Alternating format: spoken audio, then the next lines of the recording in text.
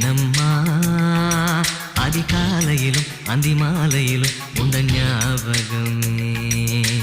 அம்மம்மா முதல் பார்வையிலே சொன்ன வார்த்தையெல்லாம் ஒரு காவியமே.